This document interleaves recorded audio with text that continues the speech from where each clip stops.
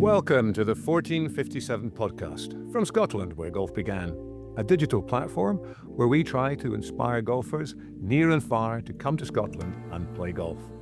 You'll find all you need to know through our great photography, short films and stories, and of course our podcasts on our website at scotlandwheregolfbegan.com. And on social, you'll find us at Where Golf Began and Facebook at Scotland Where Golf Began.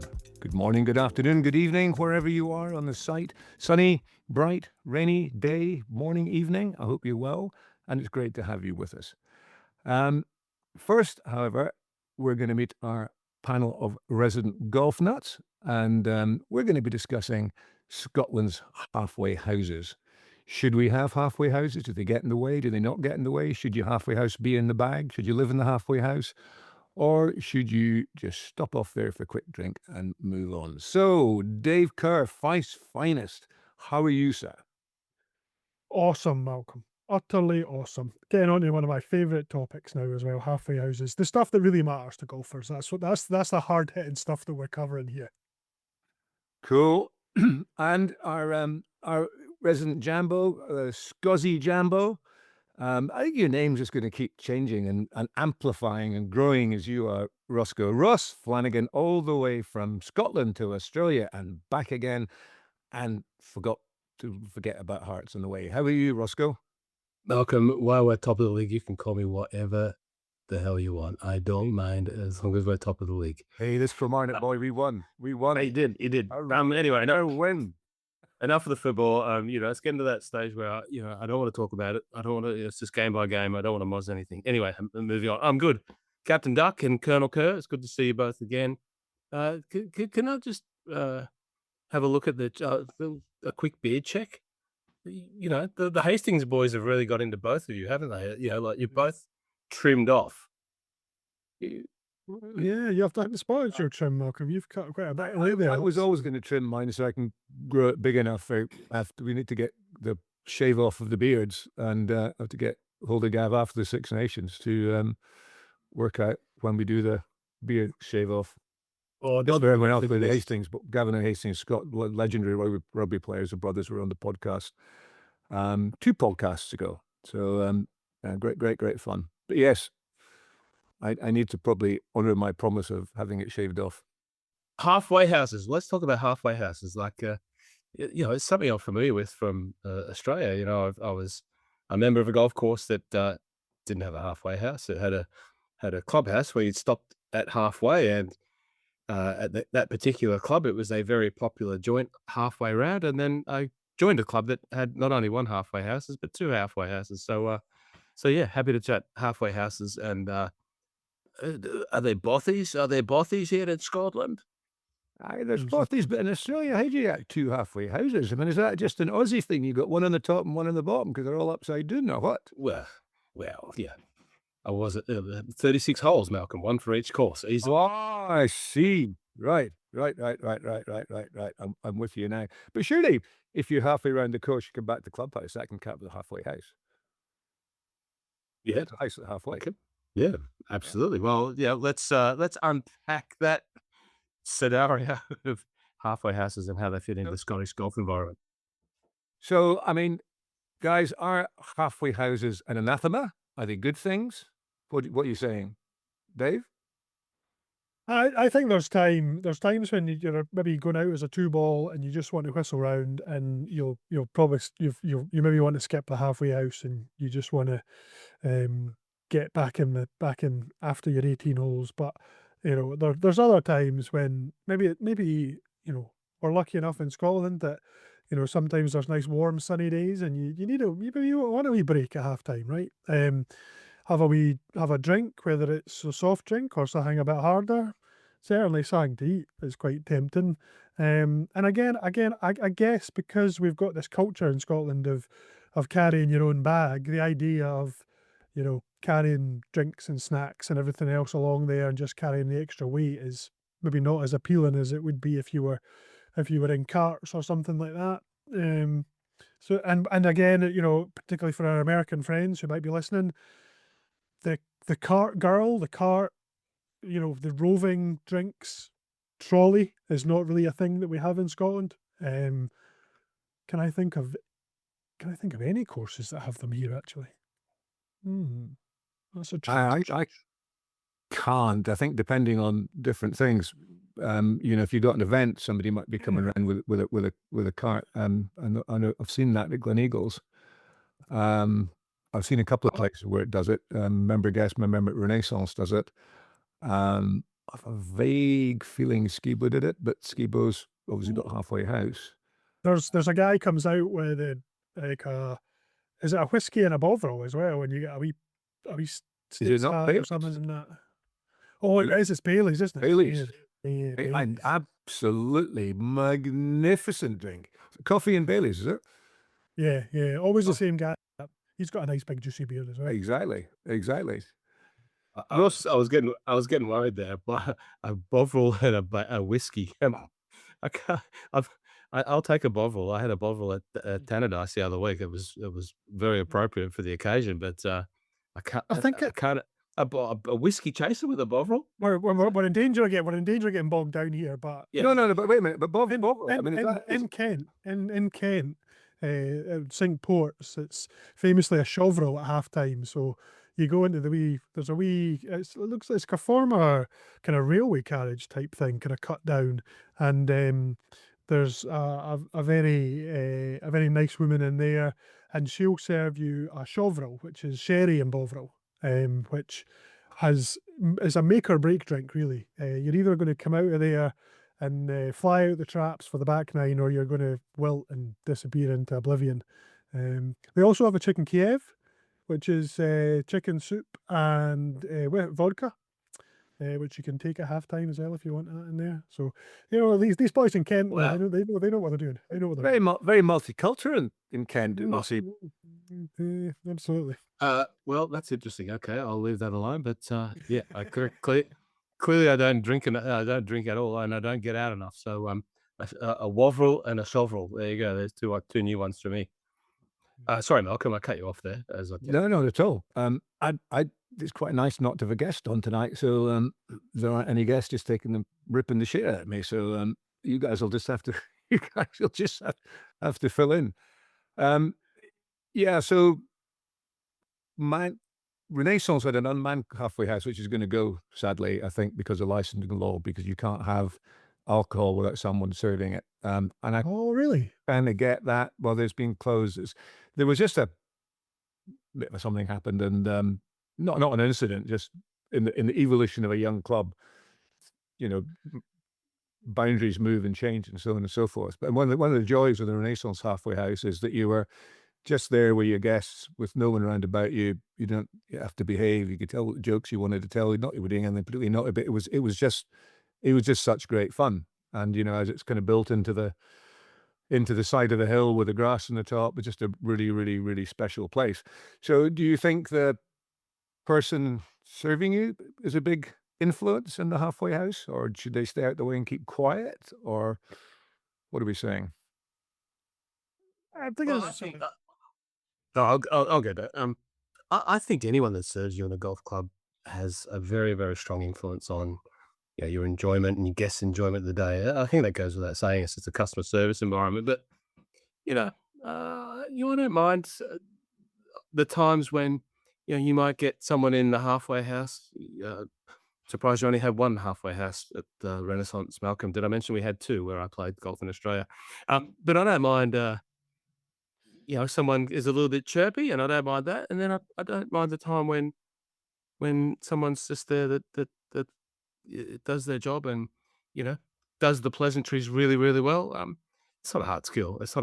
And but at the end of the day, in my experience back home was the halfway houses end up becoming largely unmanned, and it was a help yourself. The question I've got is and sorry, Dave, you can talk about if you think people make the difference in the cart service environment or the halfway house environment. Maybe you talk about that first. I'll come back to the thing that always racks my sort of etiquette. Halfway house etiquette is probably one of the topics we should dedicate some time to. So I'll park that. Dave, you call it cart girl. I don't think we can call them cart girls anymore. Oh, come on. Are we going so cart girl? It could be. I've just been asked to be the chair of something. And I've been a duck all my life. I am not going to be a piece of furniture. I'm very happy with my sexuality. Chairman, chairwoman, cart girl, cart boy. Come on, we're playing golf. We need to just get a little bit more relaxed in life. And Mr. Duck, you need to get a little bit more relaxed in life and not so upset. I think the staff make a massive difference, but it's when they intrude. It's interesting. We're not talking about caddies, but halfway house is an anathema in Scotland to an extent, though we have some great ones we'll talk about later. But it really is about the crack of the chat, what you took in your bag. And David, take the point about carrying, but we'd always have a hip flask. You'd always have something in your bag. You'd always have a wee nip to share of whatever it was. Sherry, one of the most underrated drinks in the world, whether it's Madeira, whether it's Drambuie. I mean, Drambuie is a great drink in the bag as well. A little bit of sweetness to spice you up on a cold, wet day. But with the caddy, one of the things I struggle with caddy is if I take 3 guests and I'm playing with three people, boys or girls, I want to chat to them. I mean, each of them got a caddy. You lose half the round because they're talking to the caddy. Great fun with the caddy, and some of the caddy stories is brilliant. So I'm not in any way putting down caddies because that experience is fantastic. But are we maybe talking more about holiday golf against local golf? So would you use the halfway house more away? Because if I went to the States, probably a lot more halfway houses, but sure as heck I'd sit down. If I go to Glen Eagles or these places, it's lovely to go in the halfway house, have a great bacon roll or a phenomenal pie, and then you compare the pies with the bacon rolls or the coffees or the funny named words or the coffee with Baileys and all that kind of stuff. So it's kind of different experience, but I think staff make a big difference. But I also think in Scotland we're exceptionally lucky with the staff on our golf courses. I've just come off 4 days playing Renaissance, Dunbar, Muirfield, and Kilspindie, and I'm just thinking, actually, could you get a better collection of 4 golf courses anywhere in the world? Very different, but all of them top rate, and the crack in the chat. The weather wasn't fantastic. Every single golf course, the greenkeepers are out there. They're waving. They're smiling. Dunbar, they're trimming the sprinkler heads with scissors, smiles on their faces, spreading sand, doing all that work that needs to be done to make it great for all you guys coming to visit in the summertime. So I mean, I think the service we have in golf is very lucky, and that does make a difference. I think the manned versus unmanned thing is an interesting debate. Certainly, I think I guess fundamentally that maybe it comes back to architecture, right? So our golf courses traditionally have that kind of out and back shape, right? So maybe you don't pass the clubhouse after 8, 9, or 10 holes. So you if you're going to have any amenities on the course, whether it's maybe even just a bathroom, then you maybe need that at the far end of the golf course, right? So somewhere like the Ailsa course at Turnberry is a classic example. There's always a couple of staff in there. They're always very attentive, but they're not overbearing, right? But again, because that course doesn't come back anywhere near the clubhouse till you're finished, then you kind of you benefit from having a halfway house. Whereas like the castle course up at St Andrews, obviously the halfway house is built into the main clubhouse. It's not really a halfway house as such. It's a hatch basically. But you can get in you want out of there, and they're always keen to ask how you've got on and how you've played, and you maybe give you a wee bit of a pick me up if you're maybe not had the best front nine. So yeah, I think I have enjoyed unmanned clubhouses at halfway houses, but it's always nice to see a nice smiling face, whether you're having a good front nine or a bad front nine, right? So. You are, I mean, just on the legal side, you can have an unmanned halfway house. You just can't dispense alcohol from it. That's all. Because well, you cut this full stop. Scottish and licensed all you need somebody there to dispense alcohol in a licensed situation. As I say, you can take stuff in your bag, and I was looking at getting a new waterproof bag, and I googled reviews of golf bags, and this guy does 20-minute reviews of golf bags, and talking about you can put a roast chicken in the cool pocket of it and so on. It actually turns out to be the guy from the Glen Golf Club in East Lothian, and the ping one's got kind of flaps that come out, so and you can put your the netting underneath. You can put your wet stuff or whatever in there. So he said, if you're not playing too well, you can fly the golf club round the course. Absolutely hilarious. But Mm. obviously, cart bags you can put more in. But what would you take in your golf bag for sustenance, Dave? I used to be a big man for nuts and seeds. And then I accidentally left a bag in there over a lengthy winter where I didn't touch the golf clubs. And what I found in March, April time was it's not very nice, not pleasant at all. So, but yeah, maybe maybe a chocolate bar, maybe some water. I usually don't go for any soft drinks other than just some water. And then yeah, if I'm entertaining, then I'll certainly have a hip flask. I've got guests with me. Roscoe? Well, I'm the wrong person to answer that question because there's a reason that I can't get my handicap anywhere below 4 or 5. Primarily, I can't chip. That goes without saying. But the other thing is, I am shocking at hydration and nutrition on the course. Now, I want to turn this into you know, a, a lesson on how to hydrate, and but I just don't do it, and it's terrible. So I don't carry anything. I'm lucky if I've carried enough golf balls. You see, I think So that's a really important point, because when we had Ducks In and the US Kids Golf came, they were getting packed off with all this stuff, and obviously kids need to eat and grow, but actually we all do, and not having stuff in your bag to eat, just before if no halfway house, just getting some food into you, whether it's bananas, whether it's raisins, getting some liquid.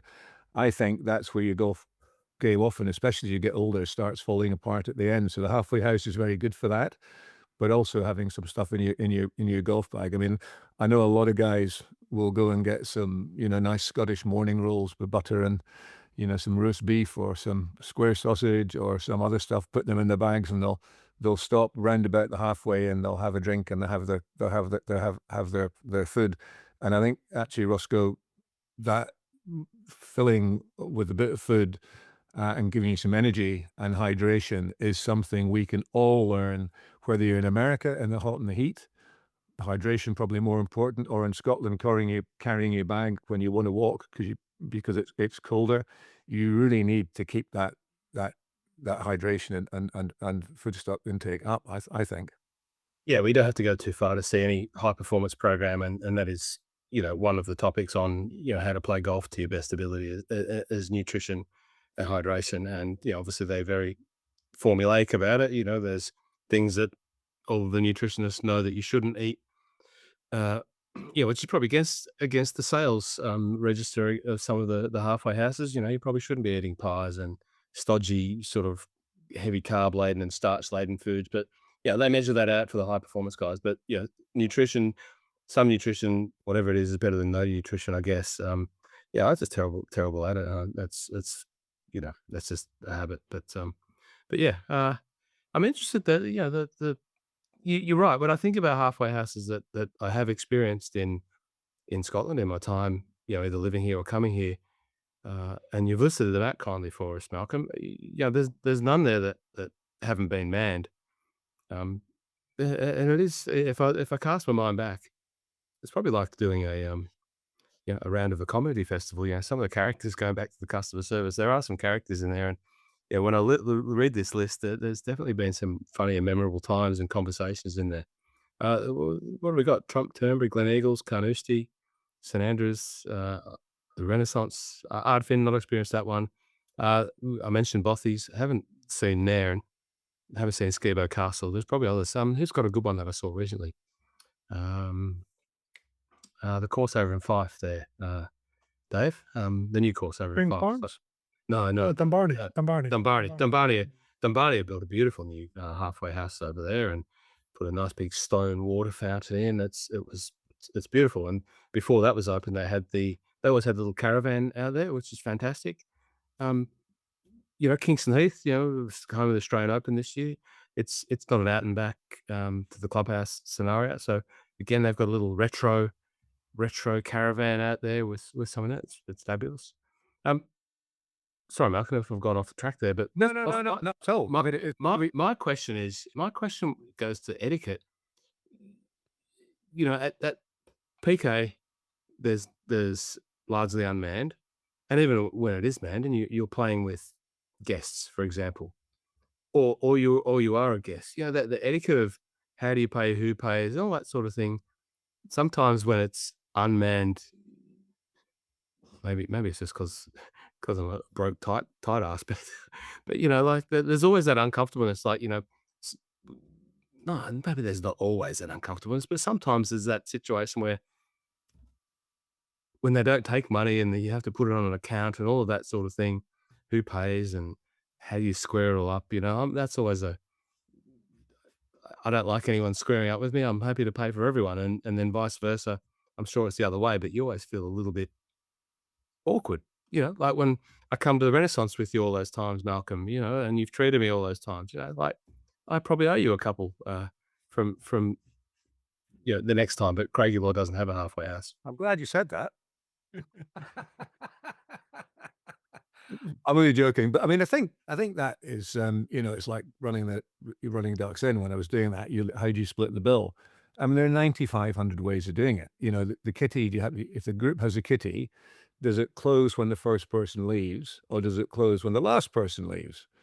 If people are drinking expensive wine, one only drinking beer, or one doesn't make it one night, do you dip out? Do you dip? Yeah, I don't think there's any right or wrong way of doing it. I think when you're a guest, then I think you offer to pay, and your host will, and then you go with what the host says. I mean, you go to member guest, go away there, and you're being looked after. You go out for dinner somewhere else. Then for me, that's the time you offer to say dinner's on me.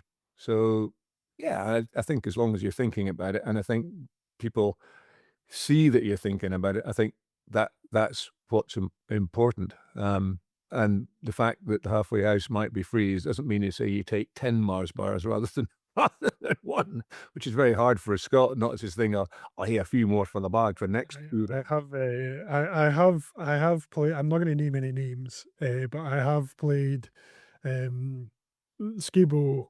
Or one of the last times I played Skibo. Not to give anything away, then. Oh, one of the last times I missed the One of curve. the, You have the long socks on, Mr. no, I didn't that day. Actually, it was fucking raining. But it was the one of the guys in my group did certainly I felt kind of overindulged a little bit in the halfway house. As you'll know, Malcolm, the halfway house at Skable is unmanned. There are fridges full of beers and everything else. And I think leaving with 6 beers in your bag is probably a bit much, to be honest. And particularly at Skable where you pass the halfway house twice. But yeah, again, etiquette's important, Ross. I think in that sense as well. In terms of, it's free, but there's some unwritten rules there, I think, isn't there? Should we run through some of the halfway houses that we have, and then we can come back to some of the other bits? I mean, Skibo is just a magical place. It's really hard to get on to play. I mean, because they used to have one visit around a day, David, was it, or something? But that's gone. So it's really getting invited on. So it's tough True. to get on there. 5 Really par members. 3s, wonderful golf course, fairly out and back. You're on your own. Service is marvelous. You get your wee name bag tag printed out and all the rest of it. And like the wee touch with that chocolate and Bailey's, which is a bit different from everywhere else. There's that level of service, I think, is cracking. There was a guy at Renaissance when he put in 5 par 3s was very derogatory at member Renaissance, slagging the pars. 5 par 3s ridiculous, and he was over the moon about Skiba when he played it, thought it was fantastic. And then when the guy said, "So what's wrong with the 5 par 3s?" And he just said nothing. And about 5 minutes later, you saw him just pulling the card over across to check there were actually 5 par 3s. And then we talked briefly about well, the Gleneagles, you got the halfway house at the Kings and Queens, and again, Gleneagles. I mean, a lot of the top people in Scotland in hospitality have started at Gleneagles and trained at Gleneagles, and they're a wonderful place. This level of service they push and they strive for is excellent. The golf courses are all in great condition, but the Kings and Queens, the halfway houses come back to the same point. So there is one halfway house. Any comments on that? It's a good one, and again, the times have been, but it's when it's a warm, sunny day, you often get a wee bit of competition between the walkers and the golfers for the halfway house. It's got again, we can talk about it or not, but it's got a kind of mandatory 10-minute, is it 10-minute, 15-minute, 10-minute stop, I think, up at the halfway houses there, and so it can get a bit congested on a busy summer's day. But it's a great little facility. Toilets are always excellent. Food selection is fantastic. You can get a nice pint of Tennent's if that's what floats your boat. And always a wide selection of protein bars and all that kind of good stuff as well. If you're looking for something just to give you that wee pickup for the back nine. Yeah, and good bacon roll and so on. What do you think about the 10-minute stop, Roscoe? I think it was systemized and programmed in. Like, if that is a way to keep traction on the golf course moving, that's fine. And if everyone has to do it, that's fine. But yeah, that can also cause some awkwardness on a golf course where it's less structured, where you've got some people that just want to keep going and some people that do want to stop. And, I'm sure we've all been on a golf course when your group and your guests want to stop for a drink, and then all of a sudden the 2-ball or 3-ball come up behind you and just want to automatically jump ahead. So, if it's not mandated, then you just got to avoid that and manage those situations. I'm sure as big boys and golfers, we all usually end up doing it, but I think it's just horses for courses. I enjoyed the one time that I've sat in that underneath the lighthouse there at Turnberry. I thought it was fantastic. You know what we should do, Malcolm? Because you know how I love a ranking. Mm-hmm. Yeah, we could rank them. You rank them? Do that in a minute. I was joking, but It was just back at you were joking. That's no getting. the top 100 bothies and halfway houses of Scotland.com. I think you're right though. I think everyone stops for 10 minutes or nobody stops for 10 minutes. It's a bit like buggies on the golf course. You're either a walking course or you're a buggy course, because you start mixing buggies up with people on foot, and it's just a pest when they're pushing up behind you. It just destroys the pace of play. So yeah, I think that's important. Archerfield is also 10 minutes. I think quite a few are. So the other halfway house at Gleneagles is the Centenary course. Centenary course now? I forget the names now. PGA course. PGA Centenary. PGA Centenary course. And that's a bit different, and that's up there, and it's I'm trying to think of what's in there. It's got a bit more history in there, hasn't it? There's a bit more. Well, yeah, there is. They how long ago is it now? They rebuilt it completely, did they not? 5 years ago now, and It's it's not a lot. I remember it's a lovely kind of log cabin effect now. Yeah. But it used to just be the small kind of I think they painted it to look like a railway carriage, didn't it? Because it was right next to the walkway across to Gleneagles Station. Yeah. Down at the bottom of the par 3, now it's up on Other the end. top between the 9th and the 10th. And I remember I was in there, I think maybe the first week after it opened, and just the smell of pine in this little kind of log cabin halfway house was fantastic. I think that's gone a little bit now, but yeah, no, great little place, and yeah, pictures on the wall, some sign flags. I think they've got skis on the wall as well from memory as well, which is I think I could have questioned that. Maybe they do cross country skiing on the snow in the golf course, mind it's inland. And yeah, Roscoe. I was just going to say, if I embarrassed myself then when you were talking about the Gleneagles, then I probably, in my mind, because I was reading this list here, referred to the lighthouse. In my mind, I was sitting in the Turnberry lighthouse. So if I embarrassed myself and people were going, hold on, mate, you're talking about different halfway houses, you're an idiot. Well, you're right. But yeah, sorry. Back to the Gleneagles one. Yeah, it's a nice, lovely little lodge. I do remember that up there. But thanks for telling me. Thanks for pulling me up in the moment, gents. Oh no, I love the idea. Yeah. I love the idea of Gleneagles needing a lighthouse. Thanks very much for not digging me out of the hole. Yeah, you guys are real teammates. 60 miles from the sea. Very good Who's place. this Aussie Egypt? I'm just enjoying someone else getting a bit of stick from me instead of you having a light bulb. Light bulb. We're sort of thinking, what are they talking about? Like, we were talking about Turnberry. Like, when did we start talking about Glen Eagles? Oh, that's why we're only talking about Glen Eagles. I was trying to get smart. Everyone listening, this is the problem with being a Hearts Jambo supporter. It's not an easy gig. It's not an easy. Anyway, moving on to Carnoustie. Dave, I've not been in the Carnoustie halfway house for a long time. No, again, they had a refit recently as well. Maybe just last year, maybe the year before. Refreshed it completely. Again, like there's something about that area of Angus, about whether it's a bridie or it's a sausage roll. They do them so well. They're great at the bridies and the sausage rolls, and there's nothing quite like a wee sausage roll at the Carnoustie halfway house after maybe. Well, the hole just before on the championship course, it's guarded in the front with the first burn you really encounter properly on the golf course. Many's a time I've dunked a ball in that burn on approach. So, a wee pick me up sausage roll. I'm not doing anyone any harm, and it just really puts a smile on your face. Wee bit of brown sauce on it, glorious.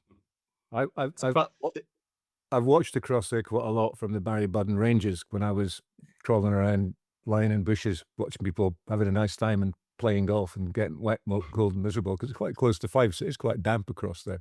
But it is, it is a pretty cracking place. Roscoe, I cut you out. I was just gonna. I was there. Sort of. When was I there? Late last year. It's functional. It's a functional halfway house. It's not one that you're going to sit down and. They're not encouraging you to dwell. It's like come in, grab your stuff, and get on.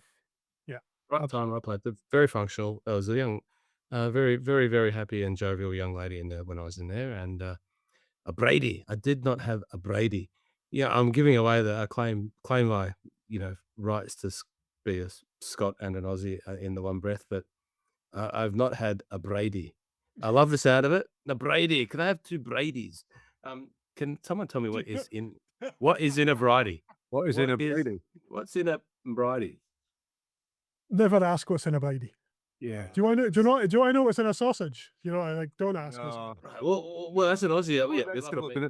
There's a bit more vegetable in a Brady than there is in a sausage, but it's the only bit that's good, apart from it all being bloody man. Because you got a terrific onion bridie, which is predominantly onions, or there's a pork bridie like it's like a Scotch pie or something in a fold over pastry casing basically.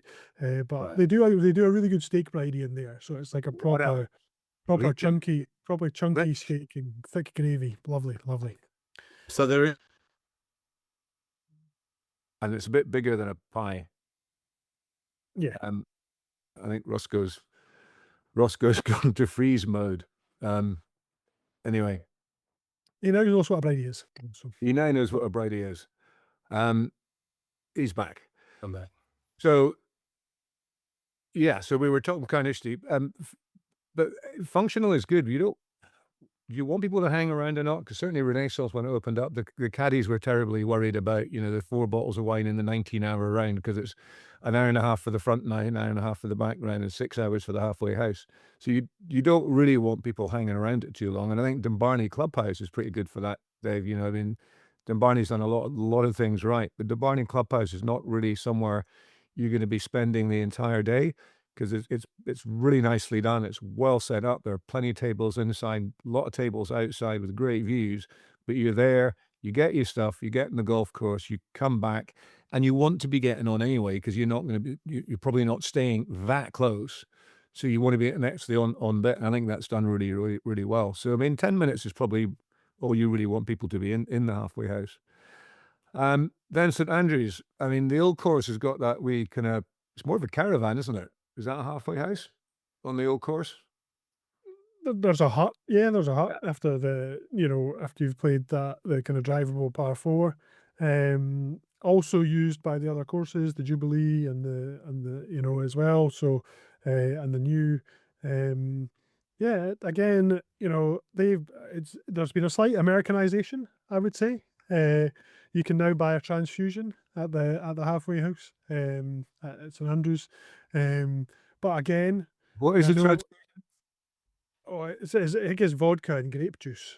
Is the bare bones of it. Yeah, yeah, yeah. It's a very popular golfer's cocktail in America. Okay. It's certainly a pick me up. It's quite a high sugar content. It'll get you going again, certainly. But again, you'll get a good pie in there as well. A good pie in that halfway house. Is it as good as those little pies at Renaissance? Oh, I don't know, but it's a pretty good pie. It's a pretty good little pie you get in Yeah. there. Those little pies at Renaissance are pretty bloody good. And I'm not just saying that because I'm Renaissance, but they're pretty. No, they're pretty good. I don't know where your supplier is, but Um, so we're and then the new course has been renamed. What's it called? That's not got a halfway house. You come back to the Creighton course that was Yes. the Dukes. Yeah, no, you come. Yeah, well, I guess you can come back towards the clubhouse. Certainly, the ninth green is sitting out there. So yeah, and as the castle course, it's just a hatch in the side of the main clubhouse. Again, everything you'd need, but again, it's not encouraging you to dwell. It's just grab what you need to go and then get on with your round, basically. So yeah. And Dumbarnie is again, that's just little kind of caravan thing, isn't it? Well, we talked about that. It was a caravan, and then Not Dumbarnie. I don't mean that. I mean Oh. Kingsbarns. Sorry, I'm Ross is catching. Kings. yeah, there's a little hut just that sits next to the 10th green. Yeah. The 10th tee. Again, it's always manned. There's at least one, sometimes even two people in there. I'd say the specialty maybe is a cheese and ham baguette. Yeah. It's got a wee cheese and ham baguette at halftime, and a bottle of Iron Brew, which is you never go wrong with a wee bottle of Iron Brew. And they do a nice hot dog in that as well. And the Do it nice for baguette- hot dog. The baguette's a bit different for them, which is really nice. Ross, have you done Artfin? Yeah. Well, let me tell you about the time. No, that's I haven't. But the only connection I have to Artfin is that it's as most people know, it's owned by an Australian, an eccentric Australian. I'm led to believe. But the other Australian connection is the Bob Harrison course. It's probably one of Bob Harrison's finer pieces of work. My brother did his greenkeeping trade on a Bob Harrison course and worked alongside Bob Harrison for a little bit. And he's got a couple of great courses in Australia. The Mooner down at the National is one of those. Probably, I think, one of the best courses in Melbourne. Definitely the best national course. People will come at me about that. But anyway, no, Ardfin, I have not been to that Australian gem. Is that not the halfway house where they burned £1 million? That is Yes. correct. The KLF, the late 80s, early 90s, kind of dance music duo. Decided once they'd made all their money that they didn't really want it, so they burned it up in the fireplace. And at the time, it was a boathouse. This was obviously long before the golf course was ever conceived, or Mr. Coffey, the Australian that you mentioned, decided to buy the estate. They burned £1 million in the fireplace in that what is now the Ardfin's halfway house. And I would say, and again, I was happy to stand corrected. Let me make it very clear. None of us have been to Ardfin, have we? Because none of us would have got to Ardfin. I've been a couple of times. Just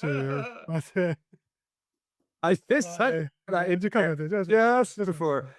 The last time when we helicoptered in and played a helicopter back, they changed the clubhouse since the time at the halfway house the time I was in before. But I stand ready to be corrected here if someone wants to put me right. But aside from the fireplace that burned £1 million, I think it's the only halfway house that I can picture that has an actual bath.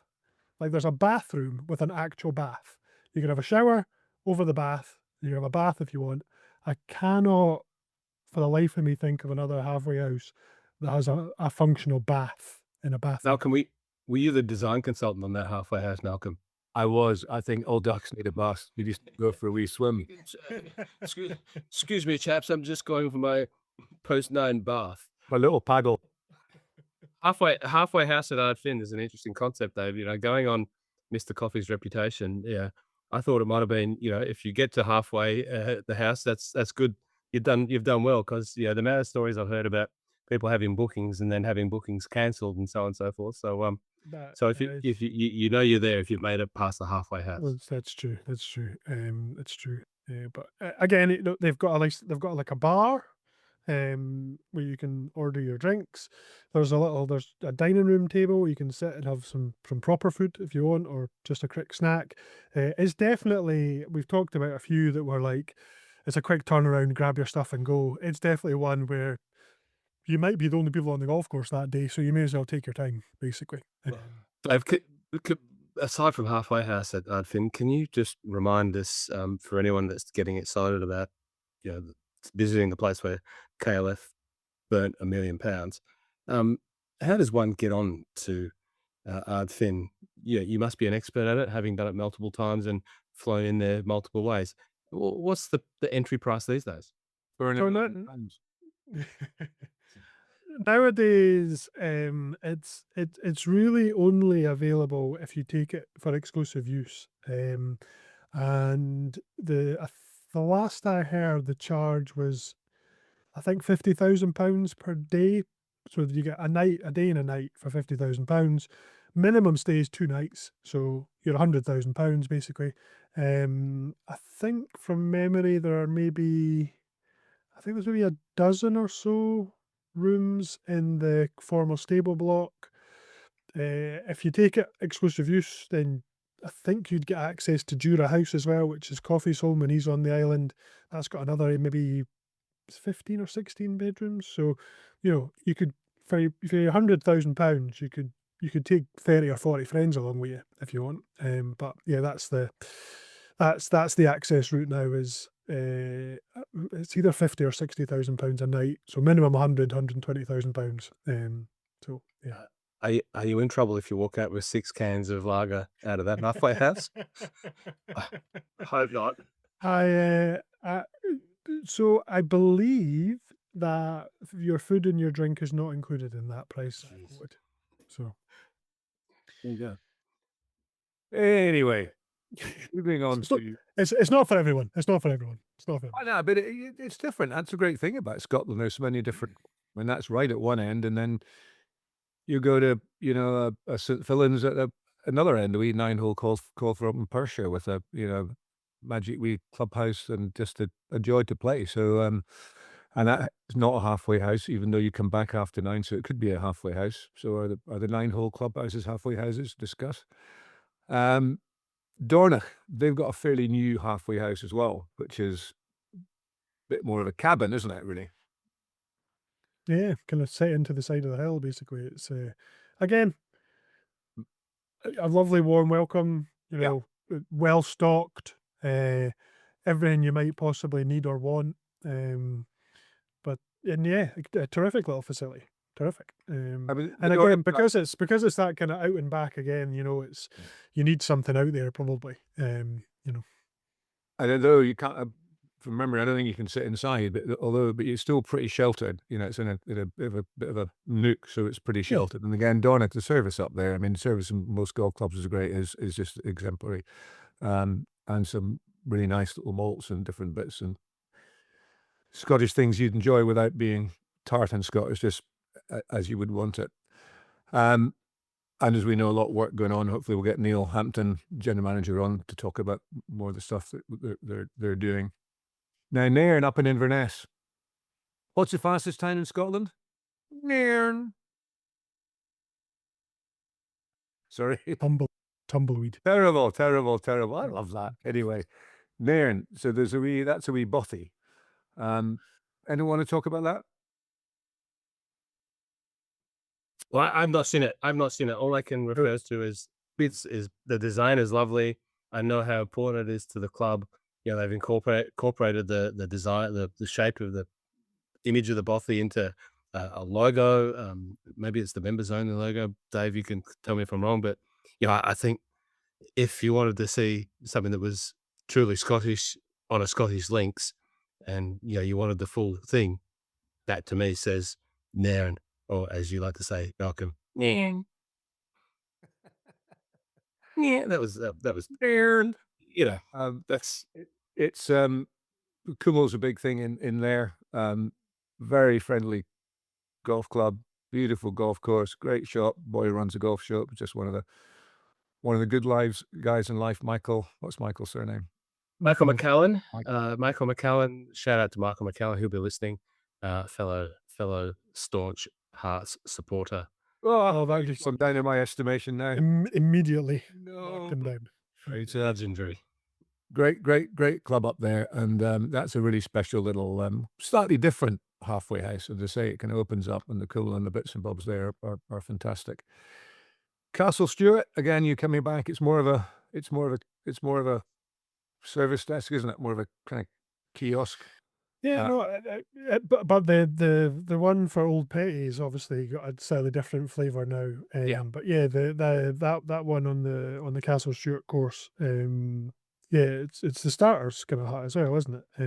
So, but again, it's got everything you need. I have on occasion availed myself of a sleeve of golf balls from that halfway house. The old Petty one's a bit more reminiscent of Nairn. Yeah, aye, that's a good point. That is a really good point. And I thought maybe a slightly American kind of feature of it was its location on the course, because you kind of pass it twice, maybe even 3 times if you're willing Yeah. to walk across the fairway. So that you get a couple of bites at the cherry basically, which is for me is a very American thing where maybe you pass the halfway house 3 times on your way around basically. Particularly in the warmer states like Florida, where you need to be taking on lots of liquids. So yeah, lovely little place. Well, again, I've only been up there the once, but it was well stocked, and I got the first time round, I think I got a bottle of Iron Brew, and the second time round I got a pint of Tennent's. So yeah, very good. Iron Brew. Come on, Roscoe. You can tell us people who don't know what Iron Brew is. You can tell us what Iron Brew is. Well, it's Scotland's other non-alcoholic national drink, you could say. So it's a soft drink. And What's it made from? Well, no one knows. That's the thing. It's brewed by Gerters. I got those. Yes, sorry. Brewed by Gerters. And for those of you who don't know what girders are, they're the steel things that make bridges. But is it true that the recipe is that secret, and the owners of Iron Brew are truly a family that don't fly on planes together, because it's only the family members that know the recipe? And I heard that story, whether it's a Cumbernauld myth or not. How could you begin to doubt that was untrue? I'd love to think that's true. Okay, well there you go. I mean, there's no doubt that's true. Yeah, well, good. I'm glad that it's true. It's one of our national treasures and secrets. Oh, Malcolm, you don't have to tell me. I know this. I've made a life in Australia telling people of all of the great achievements of Scotland. Whether it's AC/DC, which my mates would shoot me down and say, "No, mate, they're Australian." So no, they're not. They're Scottish. The expat Scots, Jimmy Barnes, John Swan.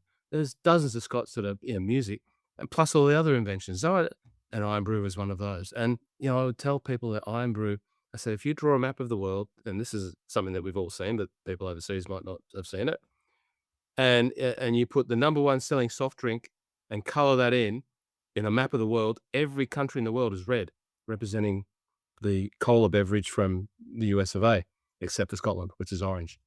Iron Brew is the number one selling drink, and I love it. Sugar-free. How would you describe its flavour? This is always an interesting debate, I think. How would you, to someone who's not tasted it before, how would you describe it to them?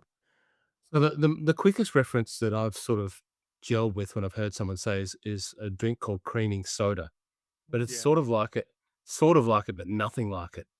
Soda.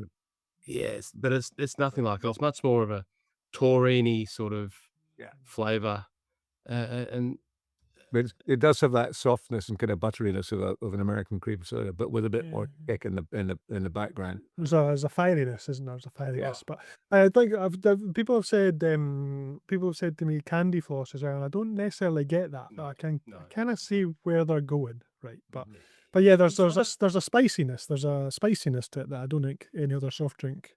It's one of the mysteries that makes it such an endearing thing.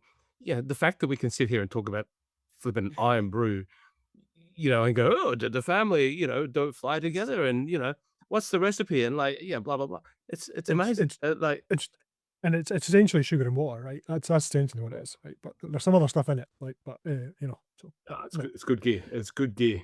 Good aside.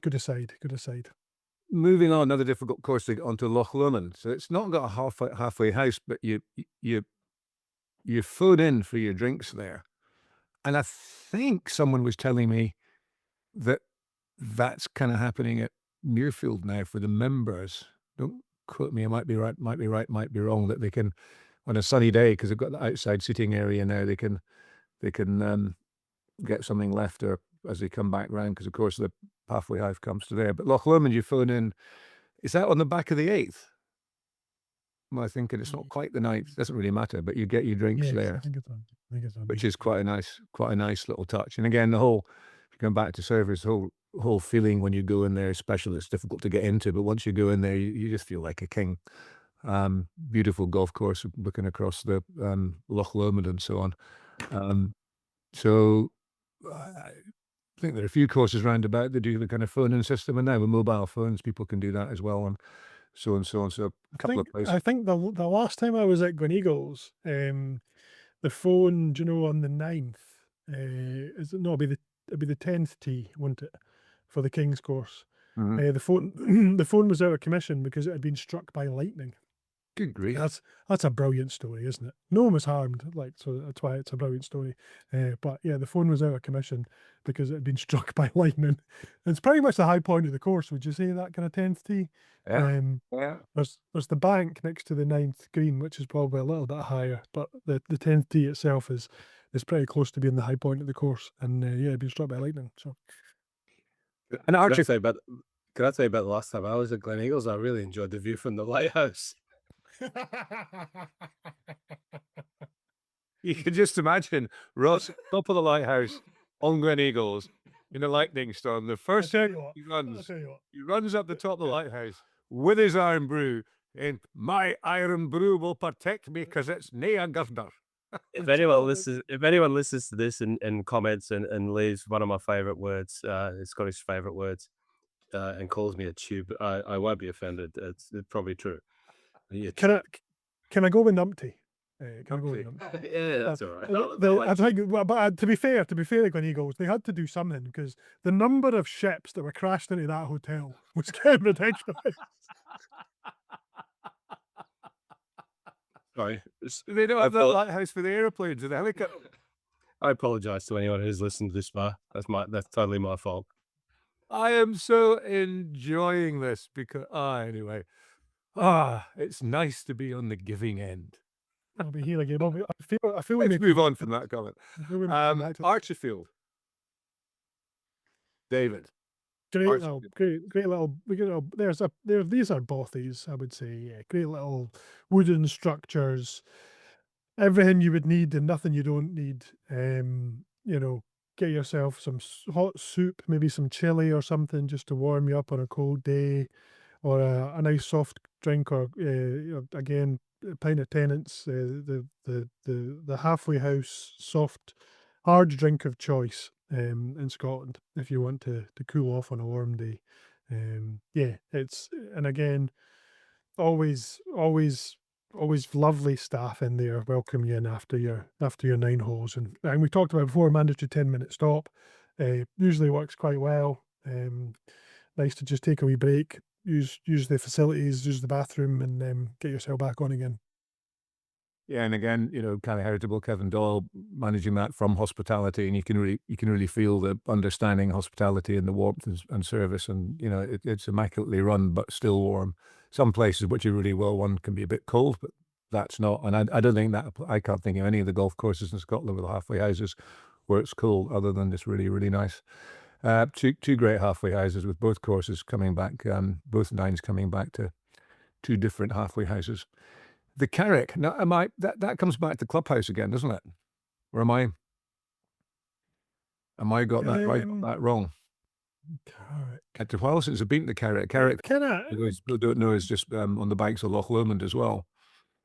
you get close to the clubhouse, but I'm not sure Maybe you it's not got a halfway house. I should have checked that a wee bit harder. They used to have a wee something, Yeah. but I think it's shut now. What was there before? So yeah. And North Berwick at times has a wee cabin that they're I think in the summertime you can get a stop and a drink there, and it's manned at certain points of the day, which is again fairly it's not trying Where's that? Where's that? I've never seen it. as you come off this 11th on the side of the 11th in just inland. Oh yeah. Sorry, yeah.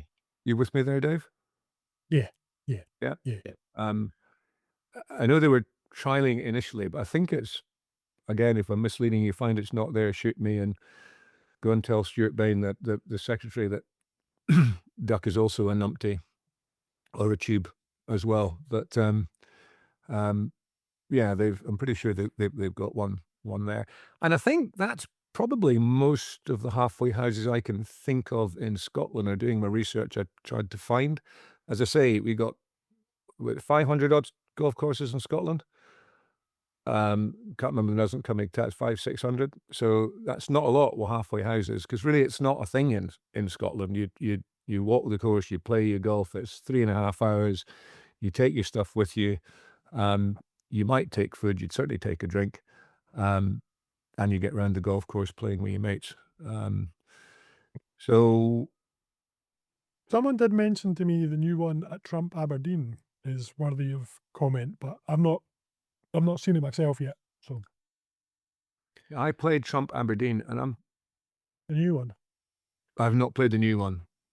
Yeah, so no, I've not played the new one. But again, I mean, you hear about Trump, and sometimes when we've done things we get a lot of abuse for talking about Trump golf courses. But sod the man, let's talk about the golf courses. I played Trump, the older Trump course, and I've got to say I was blown away by it. It was magnificent, and the work they've done there is quite incredible.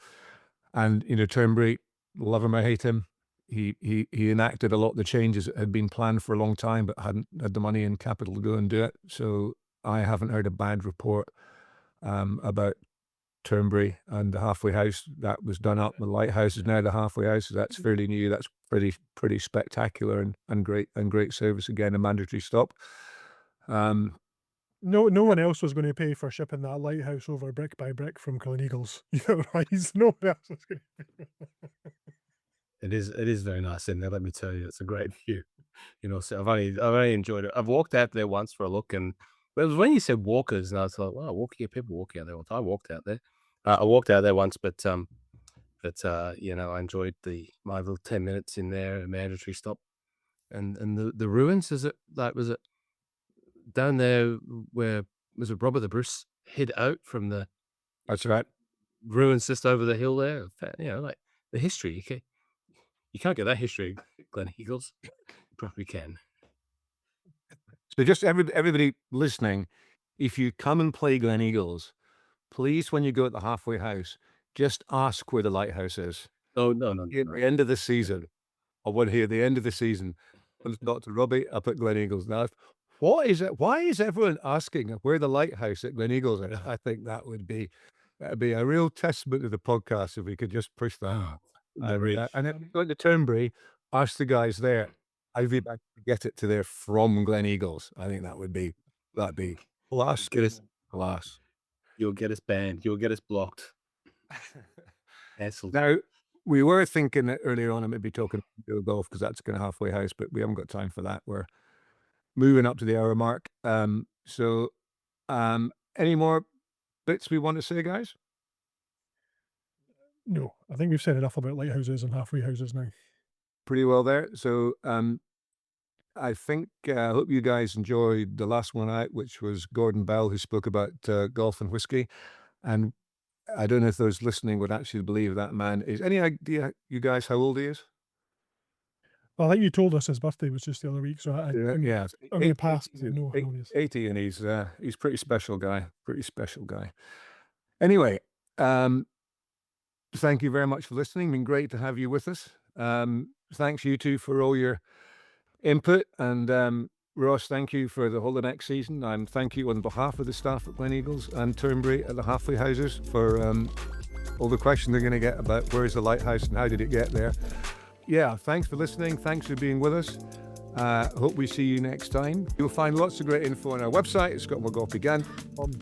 You can click on the blogs, the films, and of course the 1457 podcast. You'll find those all on the website. You can subscribe there for regular newsletters or join the 1457 Society and come to play golf with like-minded maniacs like the three of us. You'll find us on social at Where Golf Began, Facebook, Scotland Where Golf Began. Thanks for listening. Thanks for being with us, and swing easy.